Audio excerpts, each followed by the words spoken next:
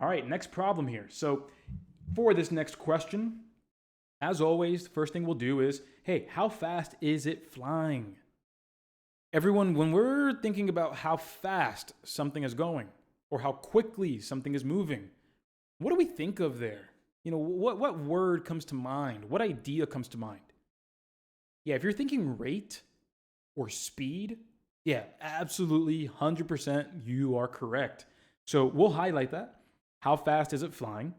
And when we think about how fast, again, that is going to be a rate. So now that we know what we're looking for, it makes it a little easier to identify what we have, because we see that we're talking about a plane that flies 840 miles in 3.5 hours. So if we're talking about 840 miles, that is a distance. Absolutely. And when we're talking about 3.5 hours, that for sure is a time frame. So now that we know we have the distance, we have the time, and we're looking for the rate, booyah, we're there, my party people. We can set up our distance, rate, time formula, and we can plug in what we have, 840 for the distance, and then we have ourselves the rate times 3.5 hours, and there we are. So under normal circumstances, without a decimal, I'm pretty sure it would be super clear to everybody here that, oh yeah, if I want to get rate by itself, we just divide. That's all we have to do. But unfortunately, a lot of folks do have trouble with decimals, and that'll get you to forget about the right way to do things. So here's what we're going to do.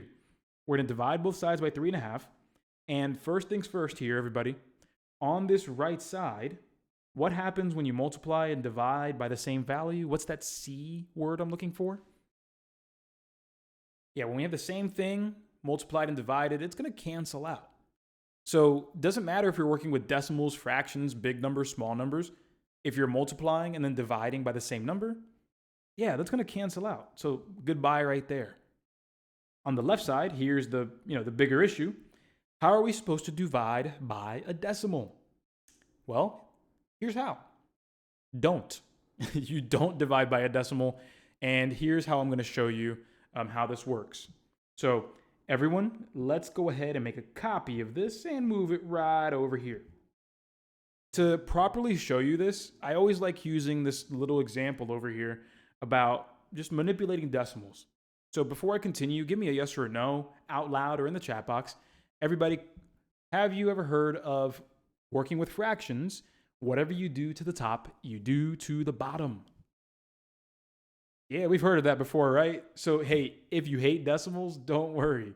This is actually going to be pretty smooth because check this out. Let's go ahead and say we have, let's go ahead and say we have 60 divided by 30.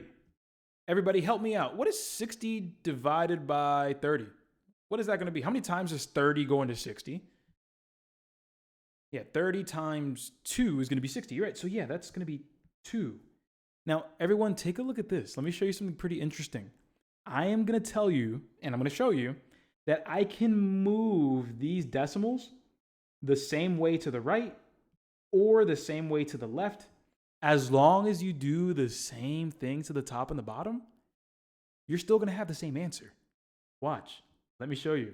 Everybody, if I move this decimal over to the left on the 60 then turns into what? If I move that decimal place over to the left and I put it right there, yeah, that 60 turns into 6. Now, if I respect my fraction and I do the same thing, check this out. Watch how tricky this is. I'm going to move it over one time as well. 30 turns into what?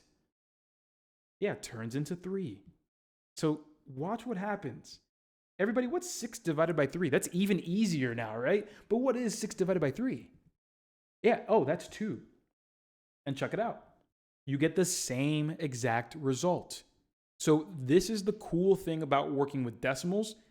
You don't have to work with decimals. That's the cool thing about it. So check it out over here. How can we take advantage of that when we're dividing by 3.5? Like I said, move the decimal any way you want Just make sure to do it to the top and the bottom. Everyone, how many times do I need to move this decimal to make that 3.5 a whole number? Just once. That's right. Just once. So if I move it just once to the right on the bottom, how many times do I move it at the top? Yeah, just once, and in the same direction. So the decimal's right here. I'll move it, boom, right there. And help me out, everybody. If I don't see a number right there, what number belongs there? Oh yeah, that'll be a 0. Nice and easy. So boom. Instead of doing 840 divided by 3.5, this actually just becomes 8,400 divided by 35. That's what that becomes. So again, it becomes a much easier deal to work with here. Now, there are even easier ways that we can go about this, like splitting the 35 up into 5 and 7. Plenty of ways, but for now, we're just going to finish this off by doing a raw long division.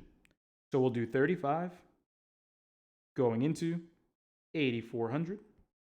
And then we'll first start off by doing 35 times 2, which it's going to be the right way to go because 35 times 2 is 70. Watch. 35 times 2, that's 10, carry the 1. 3 times 2 is 6, and carry the 1 is 7.